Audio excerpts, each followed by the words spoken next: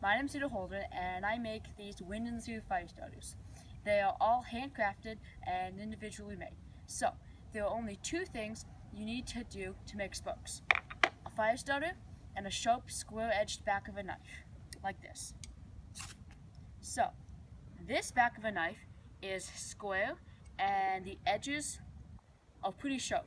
Where this knife, you can see it's square, so everybody will think it will work to make spokes. But actually, these edges are a little bit rounded, so this won't make a spoke. Where a chunk of knives have pretty sharp backs, so they can still make spokes. So first, you have to make sure that you have a knife that does not have a rounded back, that's sharp enough to take off the layers of this to actually make the spoke. If you don't have a sharp, square-backed edge of a knife that works best to make spokes, a lot of different things work. Even like a blade of a hatchet can make spokes, a sharp rock can make spokes, and there are a lot of other sharp objects that can. Not all, but most. And then to light a fire, a lot of what you need is good tinder. My favorite tinder is birch bark. Not all people have birch bark. Dry roots are really good. Cattail, cedar bark all works. But you honestly don't need much to light a fire. Like, I have lit a fire with just some wood. And you can't put a spark straight onto a stick like you can, but it just won't light. So if all you have is wood and your fire starter, a good way is to make nice thin strips, and then you can throw your spark right into that. I'm going to show you, if you have birch bark, a good way to use that. So you scrape off the top layers to actually get super fine pieces. And then how I like to do is you push your fire starter right behind it. Actually scrape it right down, and the spark falls right into it.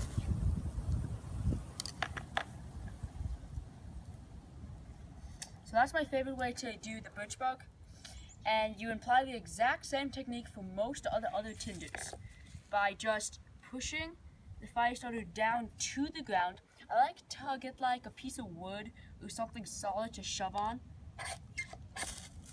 and just make a spark into it, and then you have a flame. So, to light a fire with spokes is much different than lighting it with a lighter or matches or many other things, because you have big sticks, medium sticks, small sticks, and with a lighter and matches, you can light the small sticks. But with a spoke, you need to get less than small sticks. You need to get the smaller tinder, dry roots, birch bark, little curls of wood.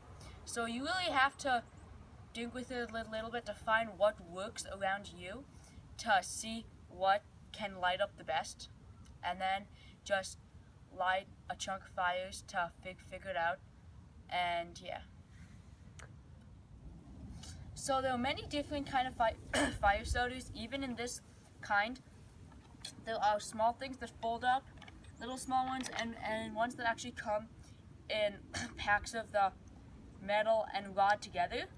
A lot of people buy that kind of thing before this style, just because they see it's two together, they fold up nice and stuff, and like they're a lot smaller. But if you're gonna get one, I highly recommend this bigger, because it's a lot thicker, so it will last you a lot longer, because this actually wears out over time. It's also longer, so most spokes build up and accumulate all the way down to your tinder to light it a lot easier. With these small ones work, but you get like less than half of the spokes. So that's really big in getting a good fire starter, it makes your fires a lot easier.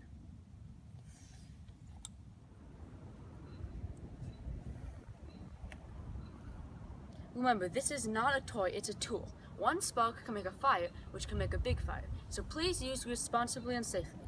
Thank you for watching the first Wind in the Cedars instructional video. Thank you.